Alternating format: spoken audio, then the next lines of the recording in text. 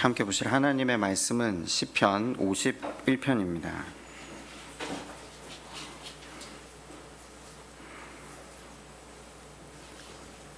시편 51편 1절로 19절 말씀까지 교독하도록 하겠습니다.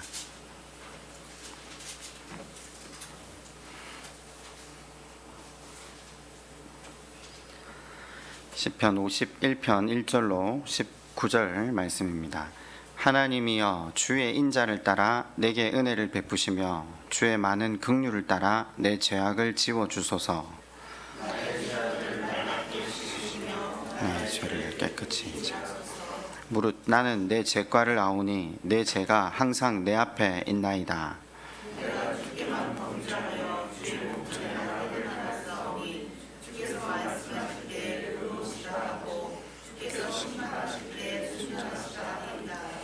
내가 제약 중에서 출생하였으며 어머니가 제 중에서 나를 잉태하였나이다.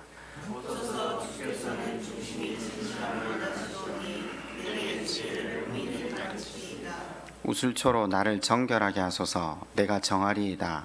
나의 죄를 씻어 주소서. 내가 눈보다 희리이다.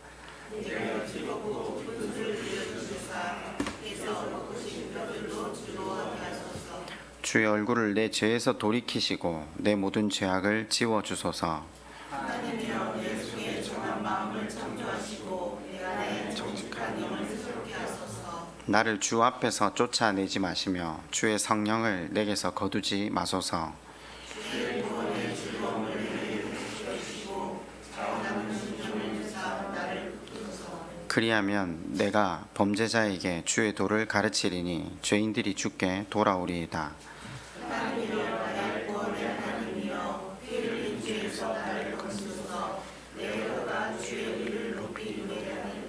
주여 내 입술을 열어주소서. 내 입이 주를 찬송하여 전파하리이다.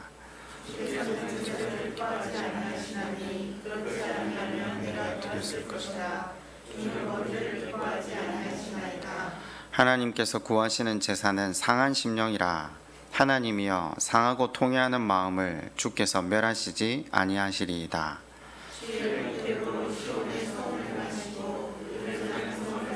함께 봅니다. 그때 주께서 의로운 제사와 번제와 온전한 번제를 기뻐하시리니 그때 그들이 수소의 주를 제단에 드리리이다. 아멘. 여러분은 건강한 교회 하면 어떤 모습을 제일 먼저 머릿속에 떠올리십니까? 아마 각자의 마음속에 가지고 계신 몇 가지 모습들이 있으실 겁니다. 저도 평생 교회를 다녔는데 교회를 다니면서 보지 말아야 할 것들을 많이 보았다고 생각했거든요. 그걸 보면서 그 반대 것이 교회에 잘 정착하는 것이 저는 건강한 교회라고 생각을 오랫동안 했었어요. 흔히 생각하는 것과 똑같겠죠.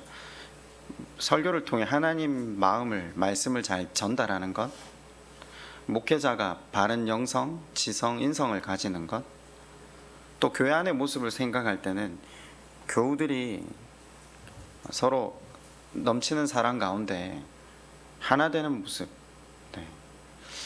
그게 대부분 사람들이 일반적으로 가지는 교회의 건강한 모습 아닐까요?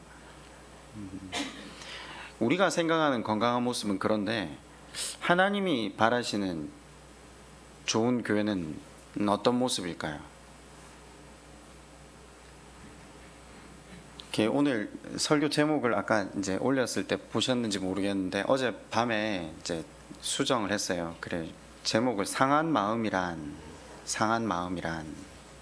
본문은 시편 51편 똑같은데 제목을 바꿨어요. 만인 제사장 3가 아니라 상한 마음이란.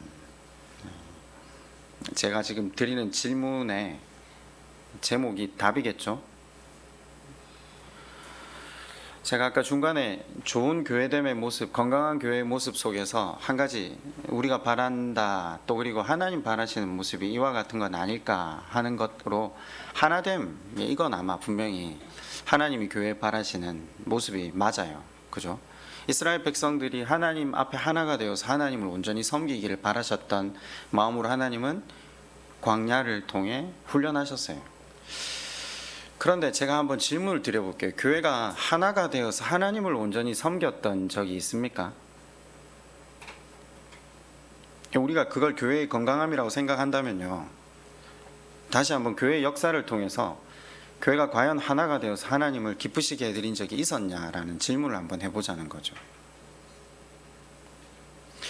제가 생각할 때 교회 역사를 1000년으로 잡으면요, 1000년보다 훨씬 길지만 이 1000년이란 역사 가운데서 얼마나 하나님 그분 앞에서 하나가 되어 하나님을 바라보며 걸어간 적이 있었는가 했을 때 저는 일이 안 된다고 생각합니다.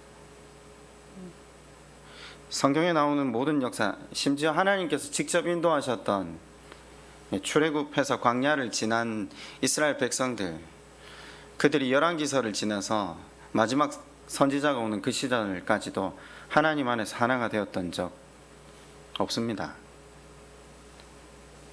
역사서를 쭉 살펴보고 있지 않습니까? 없습니다.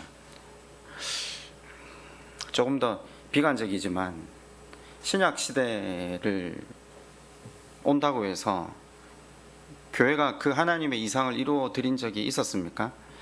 교회들은 그냥 갈등, 번민, 싸움 그냥 그 자체였습니다. 그죠? 아이러니하게 바울이 목회했던 갈라디아, 고린도 이름을 더 이상 나열하지 않아도 그 교회들이 갈등, 번민, 싸움 그 자체였죠. 그래서 우리가 잘 아는 서신서가 나왔습니다. 굉장히 아이러니한 일이죠. 그 서신서는 모든 교회의 산재한 문제들에 대해서 하나님 원하시는 것이 무엇인가 아주 기본적인 것들을 다루고 있죠. 하나됨이 얼마나 어려운 일인가를 우리는 말씀을 통해서도 보게 됩니다. 그런데 제가 성경을 보면서 우리가 여호수아서를 공부하면서 한번 굉장히 기쁘게 말씀을 본 적이 있더랬습니다. 하나님이 인정하시는 하나됨의 장면이 한 번 있었거든요. 기억나십니까? 아마 그 여호수아서에서 나온 그 하나됨의 장면은 교회 역사에 길이 남을 장면이 됩니다. 요단을 건넜을 때 눈앞에 뭐가 버티죠? 여리고성이 있는 거죠. 고고학적으로 여리고성을 발견했을 때 성벽 두께만 몇십 미터, 마체가 지나다닐 정도의 거대한 성, 그 성 안에 살고 있는 사람들의 군사의 수요도 이스라엘과 비교가 안 됐잖아요. 이스라엘은 실제로 칼이나 제대로 들고 있었습니까? 군사훈련은커녕 싸워서 이길 수 있다는 생각 자체를 그들의 머릿속에 그릴 수 없을 만큼 그 여리고 성 앞에서 나약한 족속들이었죠. 그런데 돌아갈 곳이 이제 없잖아요. 애굽으로 돌아갈 수도 없고 광야로 돌아갈 수도 없고 어차피 앞으로 나아가야 되는데 눈앞에 여리고 성은 버티고 있고 절제절명의 위기 순간 앞에 이스라엘 백성들은 하나님을 바라볼 수밖에 없습니다. 하나님을 바라보기 시작하니 그들이 하나가 됩니다. 그 입 다물고 성을 돌아라 하는 하나님의 명령 앞에 그들이 순종하기 시작합니다. 하나가 돼요. 여러분, 세상에서 가장 어려운 명령이 뭔지 아십니까? 그 입 다물고 도는 겁니다. 내 생각, 내 가치, 내 경험 다 내려놓고 하나님만 의지하는 것이 그 입 다물고 도는 겁니다. 돌아서 성이 무너지지 않습니다. 돈다고 성을 정복할 수 있다는, 누가 그런 생각을 하고 돌았겠습니까? 오직 하나님 그분만을 의지하라는 그 명령은 우리의 상식과 가치를 뛰어넘는 명령이었습니다. 그런데 그들이 피할 데가 없어서 실은 하나님 그분만을 바라볼 수밖에 없어서 하나님을 바라보았는데, 그리고 그들이 하나가 되어 하나님의 말씀을 순종했을 때 그들은 여리고가 눈앞에 무너지는 놀라운 하나님의 능력을 경험하게 됩니다. 하나님을 바라보았을 때 그들 가운데 역사하시는 하나님의 능력을 바라본 때가 바로 그때입니다. 여러분, 우리는 지금 교회 전체를 배우고 있지 않고요. 교회라는 것은 결국은 한 사람이 교회라는 것, 그것을 만인 제사장을 통해 살펴보았죠. 성전은 하나님께서 원하시는 건물이 아니라 한 개인의 심령 가운데 하나님을 모셔드리고 하나님과 온전히 동행함으로 깊은 또 바른 관계를 맺어가길 원하시는 것이 하나님이 세우시고자 하는 교회라는 것을 생각해 보았죠. 하나님이 기뻐하시는 교회됨이 무엇이라고요? 하나님 바라보는 것이라고 지금 제가 말씀을 드렸습니다. 그죠? 하나님을 바라볼 때 하나가 되거든요. 우리는 하나가 되는 그 모습 자체를 교회의 건강한 표지로 생각했지만 언제 교회의 모든 사람들이 하나가 될 수 있다고요? 하나님을 바라볼 때죠. 저는 교회를 이렇게 목회를 하면서 제가 드는 생각이 교인들이 하나님을 바라볼 때 교회는 건강해진다고 생각합니다. 교회가 하나님을 바라볼 수 있게 하는 방법이 뭔가? 물론 하나님은 우리 삶 가운데 일하실 겁니다. 당신을 바라볼 수밖에 없도록, 때로는 광야로, 때로는 구덩이로, 또 때로는 감사의 제목들로. 그런데 은혜의 시절이라고 하면서 우리가 이 교회라는 것을 중심으로 교회 공동체 안에 말씀이 선포되고 이 말씀을 통해 비추어진 우리 자신의 모습을 정확히 발견하면 우리가 소망이 없는 존재구나. 우리가 죄밖에 자랑할 게 없구나. 우리가 예수 그리스도의 십자가 이외에는 소망이 없습니다. 그때 하나님을 바라보거든요. 그게 교회의 목적이고 목회의 방향이어야 되구나 라는 생각을 가지고 걸어가고 있는 중입니다. 며칠 전에 에스라 동기 목사님이 전화가 오셔서 전화를 받아서 통화를 했었어요. 제가 제일 좋아하는 목사님인데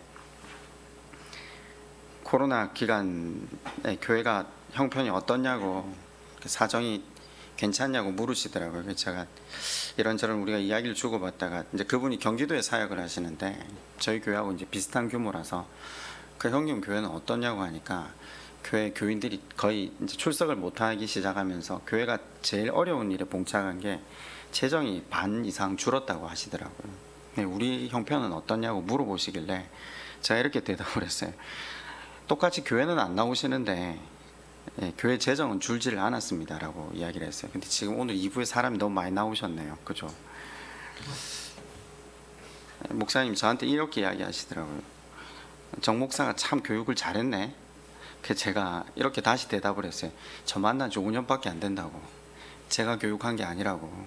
그 전에 교회를 다니시면서 이분들이 교육을 잘 받았고 하나님과 바른 관계 속에 있었기 때문에 지금 우리 교회가 이렇게 유지가 되고 있는 게 아닌가. 그렇게 이야기하다가 목사님이 그런 얘기를 하시더라고요. 얼마 전에 이제 말씀을 배운 대로 이제 목사님이 청빙받아간 곳은 전통교회거든요. 추보에 게재되고 있는 그 헌금자 명단을 한번 내년부터는 이제 올해가 3년 차라고 하시더라고요. 이제 4년 차부터 그걸 한번 없애보자라고 당에 건의를 했는데 그럼 재정이 지금보다 더 떨어진다고. 원래 2개가 그 기록이 되는데 하나를 더 해야 된다라고. 그래 혹을 때려다가 혹을 붙였다고 저한테 말씀을 하시더라고요. 그래서 그냥 그 지우자는 말을 못했다라고 이야기를 하시던데 문득 그냥 그 전화를 끊고 나서 그런 생각이 들었어요. 우리 교회는 헌금자 명단이 공개되는 것도 아니고 무기명으로 되고 있고 어쩌면 이 하나님과 관계 속에서 진행되어 가는 것 중에 가장 기독교에 많은 예배, 찬양, 기도들이 있지만 헌금은 더 깊이 하나님과의 개인적인 관계잖아요. 보여지지 않으면 가장 소홀할 수 있는 부분이 헌금 생활이기도 하거든요. 더군다나 지금은 코로나 시절 아닙니까? 세상 사람들이 한결같이 말하는 게 있죠. 믿을 건 돈밖에 없다고. 이런 위기에 돈 외에 뭐가 더 대안이 되겠냐고. 아마 누구 하나 그 의견에 다른 이견을 낼 사람이 없을 겁니다. 그런 면에서 교인들은 그리스도인들은 세상을 거슬러 살아가고 있구나. 소득의 10분의 1 이상이죠. 사실 11조 이외에도 주정헌금, 감사헌금 이걸 하나님께 올려드린다라는 건요, 제가 일전에도 그렇게 말씀을 드렸는데 우리의 내일을 포기하는 겁니다. 세상 사람들이 볼 때는 이것만큼 미련한 행동이 없지 않습니까? 10분의 1을 하나님 앞에 올려드리면서 내일 밥 먹고 살겠다 포기하는 겁니다. 나의 내일이 돈에 있지 않고 하나님이 주관하시는 하나님의 손 안에 있다라는 걸 삶으로 고백해서 올려드리는, 우리가 하나님을 바라보는 우리 삶의 신앙 고백이 되겠죠.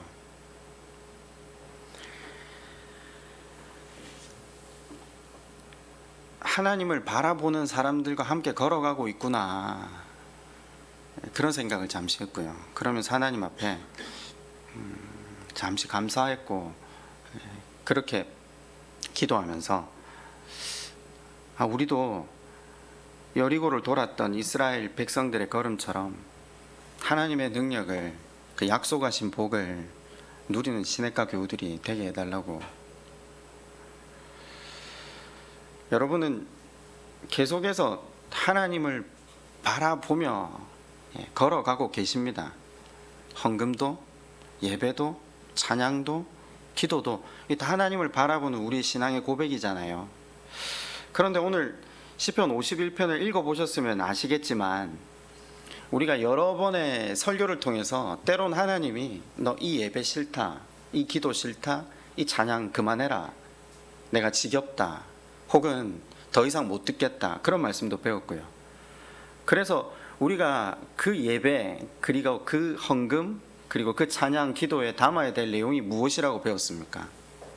오늘 그걸 다시 한번, 이제 우리가 예배도 되고 그런 것 같아요. 예배도 안 되고 기도도 안 되고 찬양도 안 되고 헌금도 안 되면요, 지금 사실은 시편 51편을 설교할 수는 없는 것 같아요. 그냥 우리가 기본적인 걸 잘합시다라고 설교하는 게 정상적인 것 같아요. 그런데 이 코로나 시절에도 하나님 그분 바라보면서 묵묵히 자기와 하나님 관계 속에 하나님 말씀을 따라 사는 사람들에게 제일 먼저 증거해야 될 말씀이 뭔가 계속 고민하면서 걸어갈 때 시편 51편이 항상 제일 먼저 떠오르더라고요. 여러분, 하나님을 바라보는데 그 바라봄에 담겨야 하는 것이 무엇인지 오늘 시편 51편 17절에 정확하게 밝히고 있습니다. 한번 보실래요? 시편 51편 17절입니다. 하나님께서 구하시는 제사는 상한 심령이라.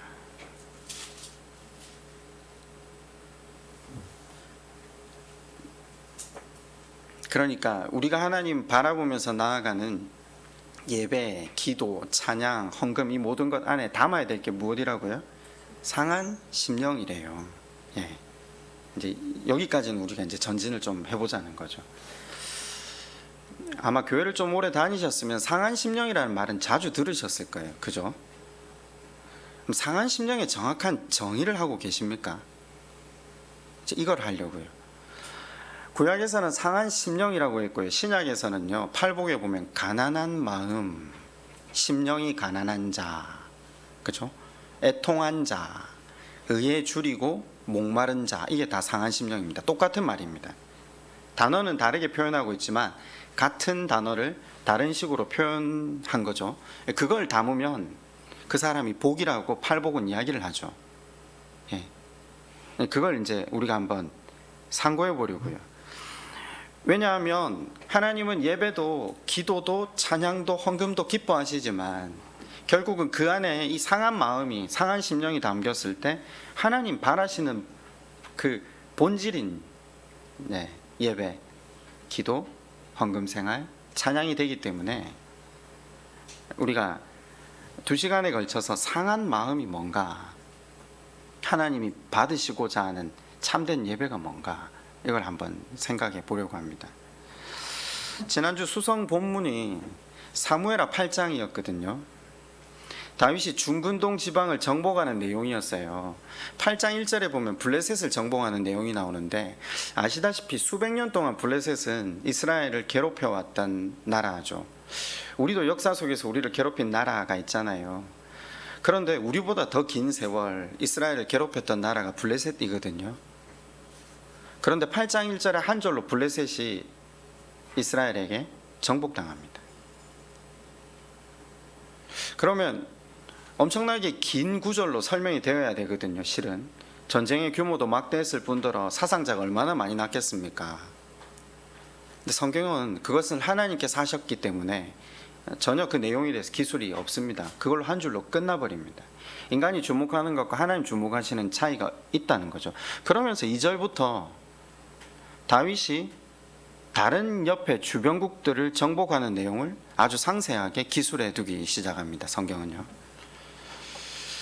대개 8장을 사람들은 어떻게 해석하느냐면요, 다윗이 하나님 앞에 신실하고 믿음 있게 행하였으므로 하나님께서 복을 주셨다, 이기게 하셨다, 이렇게 해석을 하는데 아닙니다. 정확하게 안에 읽어보시면 다윗의 잔혹성을 그대로 성경이 기록하고 있다는 걸 보시게 됩니다.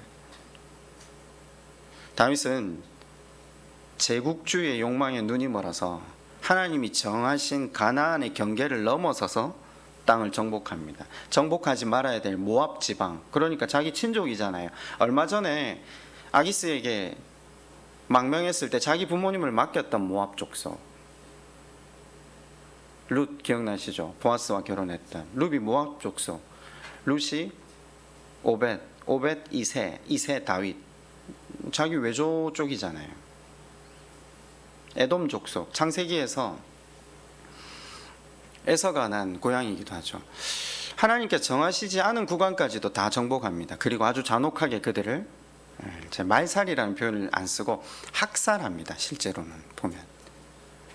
그런데 8장을 보면서 누구 하나 이게 다윗의 욕망이요 제국주의적 성향이라는 것을 해석을 잘하지 않는 이유는 뭐 때문이냐면 6절과 14절에 이게 기록되어 있죠. 하나님이 이기게 하셨더라. 그래서 아무도 이것을 다윗의 신실함과 믿음으로 하나님께서 그에게 주신 복이라고 이야기하지, 여전히 다윗이 죄 가운데서 자기 욕망을 따라 사는 걸음임에도 불구하고 하나님의 일방적인 은혜가 있었더라, 이렇게 말은 잘 안 하더라고요. 그래서 조목조목 읽어가면서 밝히고 이제 설교를 마치고 집에 갔더니 집사람이 저한테 제일 먼저 질문을 하더라고요. 그러면 이제껏 다른 목사님들이 한 설교는 틀렸고 자기가 한 설교가 맞냐고 묻더라고요. 제가 집에만 가면 이렇게 심심하면 한 번씩 이야기를 주고받는데, 그래 이름이 다 유명하다고 다 바르게 볼 수는 없지 않느냐고 그렇게 이야기하다가, 그래 이제 적혀 있는 걸 보니까 집사람도 인정을 하면서, 그러면 왜 하나님은 여기에다가 하나님이 이기게 하셨다라를 적어서 사람으로 하여금 이렇게 오해하게 만드냐고. 그걸 기록하지 않으시고 다윗 너는 이런 인간인데 그렇게 살아서는 안 돼 라고 하나님이 말씀하셔야 되지 않느냐고. 그래야 오해를 하지 않지 않느냐고. 한 1시간 넘어 집사람에게 이야기를 쭉 설명을 했어요. 성경의 이야기들을. 그래 다윗은 실제로 그 앞에 우리가 사무엘상을 배웠지 않느냐고. 언제 다윗이 하나님 앞에 신실하게 온전하게 나아간 인간이냐고. 자기 감정에 고통을 주자마자 나봇 죽이겠다고 칼 들고 바로 일어섰던 다윗. 거짓의 꼬리를 물어서 아기스에게로 피난해서 아기스에게 인정받으려고 주변 사람들을 학살했던, 그리고 학살하면서 남은 자들이 혹시 아기스에게 구할까봐 싸그리 다 말살해버렸던 다윗. 그게 성경이 다 기록이 돼 있어요. 우리 한국말로 성경을 읽는데 왜 그건 안 보시죠? 아니 다윗이 그렇게 거짓의 꼬리를 물다가 자기 동족과 싸움을 해야 하는 그 절제절명의 순간에 서기도 했던 게 다윗이거든요. 그런데 그때에도 하나님께서 일방적인 은혜를 베푸셔서 그를 건져내시죠. 제가 이렇게 한번 말씀을 드린 적이 있는데, 자기의 죄과 자기의 허물을 깊이 깨달았던 다윗이 6년 반 7년을 기다리면서 이스라엘 왕으로 곧장 나서지 않았던 이유는 자기가 어떤 존재인지를 알았기 때문이라고. 그런데 다윗은 실은 거기서 멈추진 않았어요. 물론 다윗이 중간에 잘한 게 없다 이 말을 드리려고 하는 게 아니에요. 잘한 건 있어요. 아시다시피 여러 가지 사건들이 있죠. 그런데 그의 보편적인 걸음은 철저히 자기 욕망을 향해서 걸어가는 거죠. 제 예를 하나 더 들었어요. 그래서 솔로몬이 하나님 앞에 지혜를 구하고 지혜를 받자 말자 이스라엘 왕이 되고 나서 한 행동이 뭐냐고, 애굽의 딸하고 제일 먼저 결혼했다고. 파라오의 딸하고. 뭐 때문에? 그 지혜로 해야 할 행동이 그거밖에 없었냐고. 그게 인간이라고.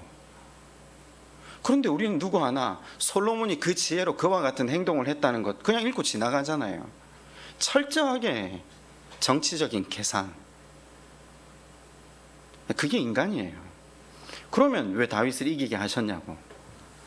제가 1시간 동안 설명을 해도 못 알아듣길래 제가 이런 이야기를 했어요.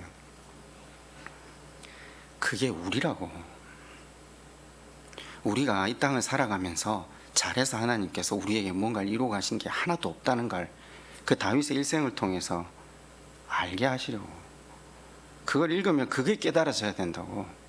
우리가 하나님 앞에 내세울 게 하나도 없이 우리는 죄 가운데만 거했는데 하나님이 일방적인 은혜로 우리 인생을 복되게 하신 거라고.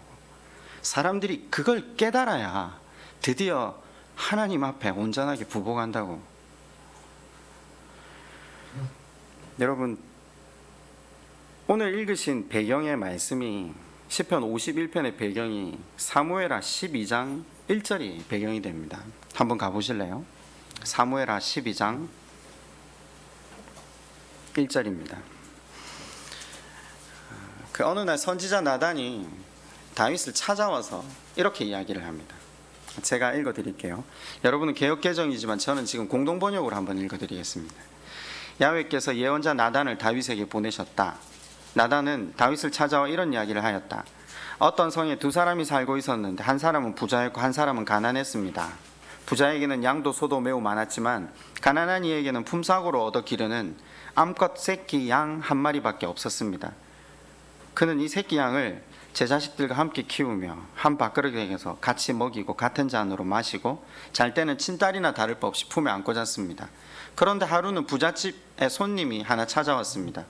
주인은 손님을 대접하는데 자기의 소나 양은 잡기가 아까워서 그 가난한 집 새끼 양을 빼앗아 손님을 대접했습니다. 이 말을 딱 듣고 있다가 다윗이 나단의 말을 자릅니다. 그러면서 뭐라고 하죠? 12장 5절입니다.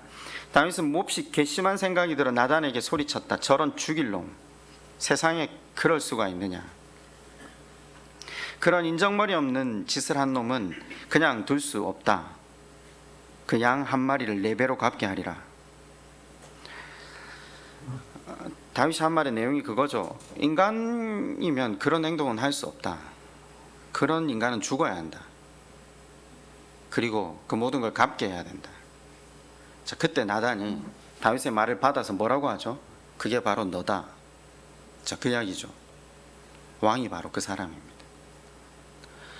그런데 여러분, 다윗이 이 부분에서 지금 밑으로 표현하고 있는 내용이 뭐죠? 지금 망치로 머리를 한 대 얻어맞은 것처럼 소스라치게 놀랍니다. 망치로 머리를 얻어맞은 것처럼 소스라치게 놀란 그 마음이 마음의 상함을 가져왔다라는 겁니다. 이 깨달음이 마음의 상함을 가져왔다라는 겁니다. 그래서 우리가 아까 읽었죠. 51편 17절에 하나님께서 구하시는 제사는 뭐라고요? 상한 심령이라. 여러분, 상한 마음, 상한 심령은요, 깨어진 마음입니다. 그죠? 다윗이 지금 나단의 말 앞에 자기가 그 사람이라는 사실을 깨달은 그 마음을 지금 성경은 상한 마음이라고 표현하고 있는 거죠.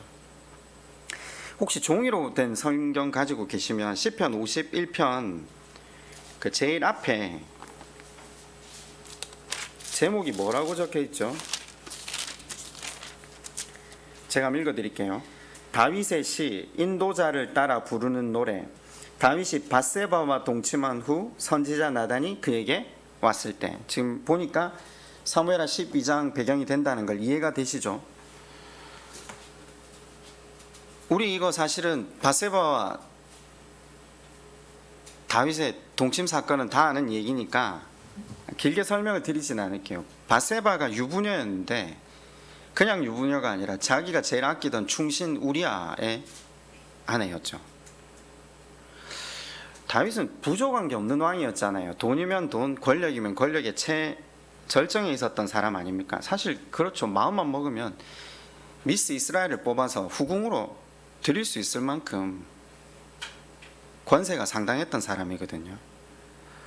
근데 오늘 비유로 치면 막대한 부자였던 다윗이 가난한 우리아의 어린 양을 뺏은 겁니다.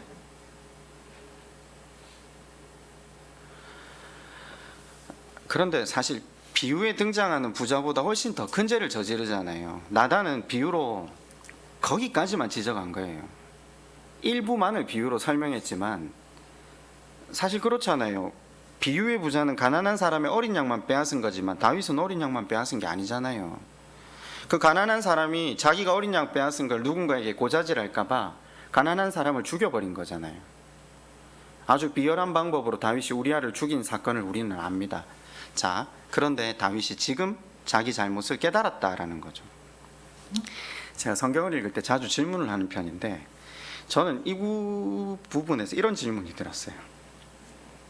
아니 그러면 저지를 때는 그게 잘못인 줄 몰랐다?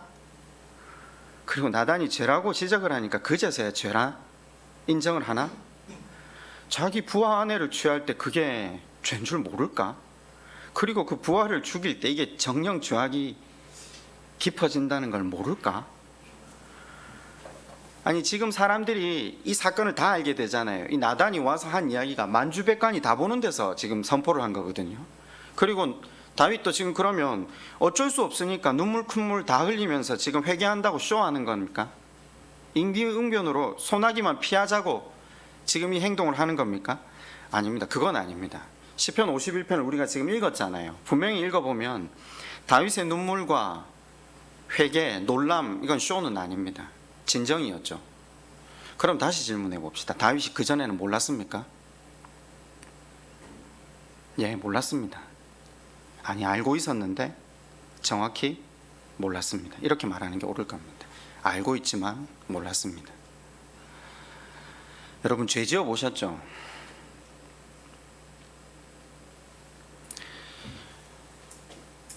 죄를 저지를 때 그 죄가 나와 하나님 사이에 얼마나 심각한 줄을 알고 짓습니까? 네, 대부분 모르고 짓죠. 죄가 눈앞을 가리니까 죄가 주는 그 쾌락과 욕망 또 여러 가지 만족과 유희는 실은 우리의 눈앞을 멀게 합니다. 죄가 얼마나 심각한 죄인 줄 모르고 지었는데 지금 깨달았다는 거죠. 깨닫는 순간 하나님 앞에 무너지기 시작했다는 거죠. 참 다윗이 그렇죠. 다윗이 어떤 사람입니까? 하나님의 이름이 모욕받는 걸 참아낼 수 없었던 사람이 다윗이잖아요. 그 왜 이스라엘과 블레셋이 전쟁을 할 때 골리앗이 나와서 하나님의 이름을 모독하거든요. 골리앗이라는 장수의 덩치에 또 그 용맹성에 사람들이 압도돼서 40일 동안 이 사람이 나와서 여호와 하나님을 저주하는데도 아무도 못 나갔는데 다윗이 그 전쟁터에 음식 배달하러 갔다가 그 상황을 보자마자 물맷돌 5개 들고 나가잖아요. 목숨을 걸고 나갔던 이유가 뭐죠? 하나님의 이름이 모욕받는 걸 못 받아서. 네. 사울 왕이 자기를 죽이려 따라다닌 시간이 10년이에요. 이스라엘이 도탄에 빠져 있고 하나님을 바르게 섬기지 않는 왕으로 인해서 이스라엘이란 나라 전체가 멸망으로 치닫고 있는 그때 기도하는 사람이라면 그런 생각하지 않았을까요? 저 사람 없애고 내 하나님 바로 바라보는 내가 하나님 앞에 왕이 되어서 이 나라 하나님 앞에 온전하게 세워드릴게요. 정치적인 야심이 있을 수 있잖아요. 하나님 자기에게 기름 부어서 너가 다음 왕이라고 분명히 말씀하셨으니까. 그런데 다윗은 하나님의 때와 하나님의 방법을 고수했던 사람이에요. 이 하나님이 하셔야 된다는 걸 정확하게 알고 있었기 때문에 심지어 사울이 자기를 죽이려고 하다가 한 10년째 어간에 그죠? 그 자기가 시던 굴 안에 들어와서 옷 다 무장 해제하고 용변 볼 때 죽일 수 있었잖아요. 2번이나 기회가 있었는데 다윗이 하나님이 세우신 사람이기 때문에 그는 매 순간 하나님 눈앞에서 하나님 그분의 논리로 살았던 사람이었잖아요. 그런데 밧세바와 죄를 짓고 우리아를 죽일 때 그게 죄인 줄 몰랐다는 겁니다. 다시 정의합시다. 죄인 줄은 알았는데 그것이 그렇게 심각한 죄인 줄 몰랐다는 거죠. 그건 바꿔 말하면 마음의 깨어짐이 없었다라는 겁니다. 왜요? 다윗은 나름 자부감이 있었거든요. 자기가 어렸을 때 골리앗을 죽인 사람이에요. 그리고 세상의 방법대로 사울을 제거하지 않았던 사람, 하나님 앞에 얼마나 의롭게 살았는가, 신앙생활에 있어서 자신감이 있었던 사람이에요.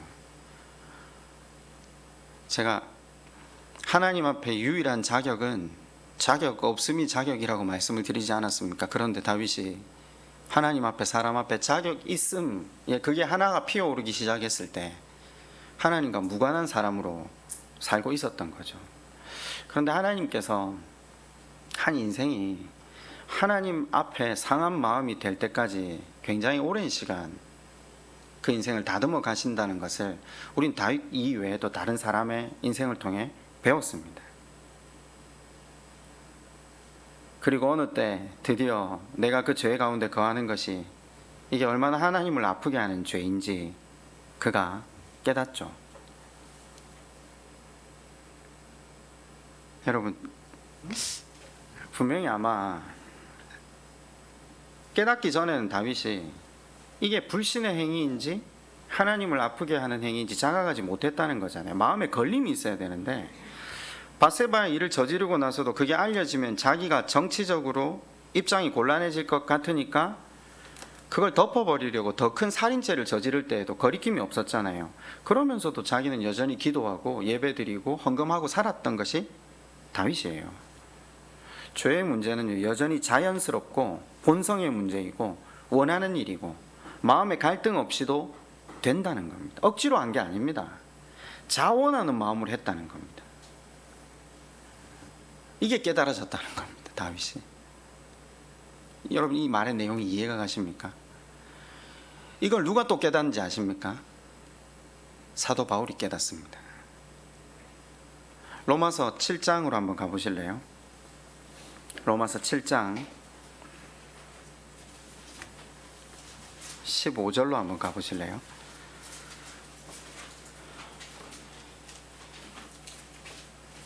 로마서 7장 15절입니다. 내가 지금 똑같은 말을 사도 바울이 하고 있는 겁니다. 내가 행하는 것을 내가 알지 못하노니 곧 내가 원하는 것은 행하지 아니하고 도리어 미워하는 것을 행함이라. 와닿으시죠? 이 사실은 이걸 개역 개정 말고 좀 공동번역이나 쉬운 성경 새 번역으로 읽어보면 더 와닿는데, 마지막 19절에 보면 이렇게 되어 있어요. 내가 원하는 바 선은 행치 아니하고 도리어 원하지 아니하는 바 악을 행하는도다. 그러면서 만일 내가 원하지 아니하는 그것을 하면 이를 행하는 자는 내가 아니요 내 속에 거하는 죄니라. 이게 무슨 말이냐면요, 내가 억지로 죄를 행한 게 아니라는 거죠. 내가 자원하는 마음으로.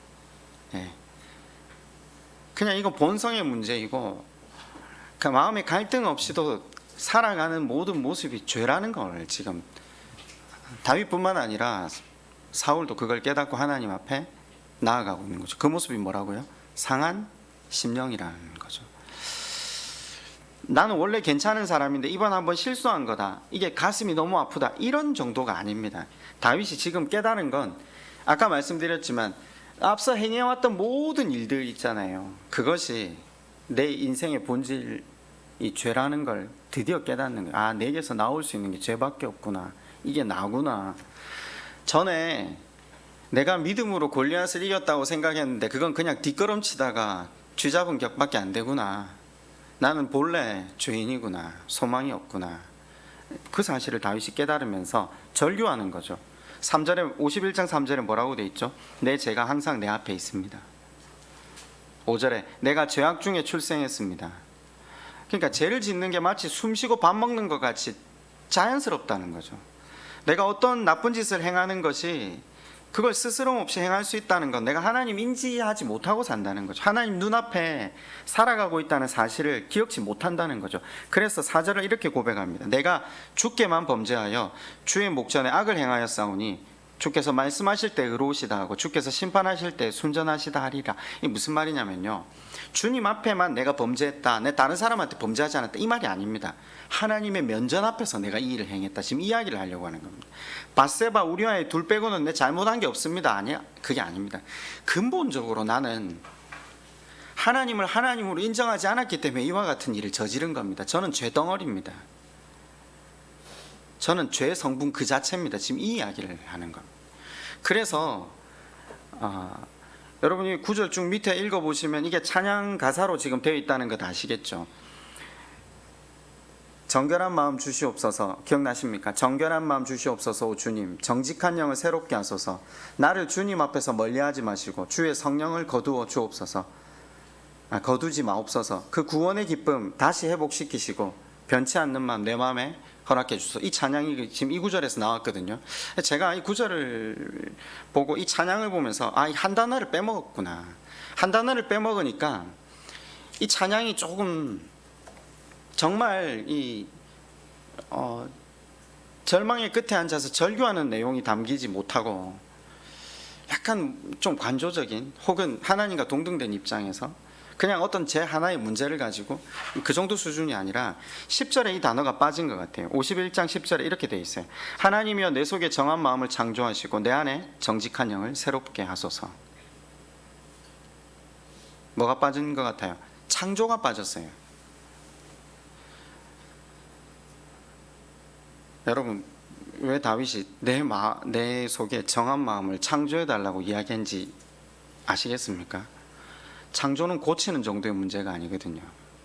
다윗은 자기가 단순히 고침을 받아야 될 존재가 아니라는 걸 깨달은 겁니다. 그냥 다시 만들어져야 되는 존재라는 걸 깨달은 거죠.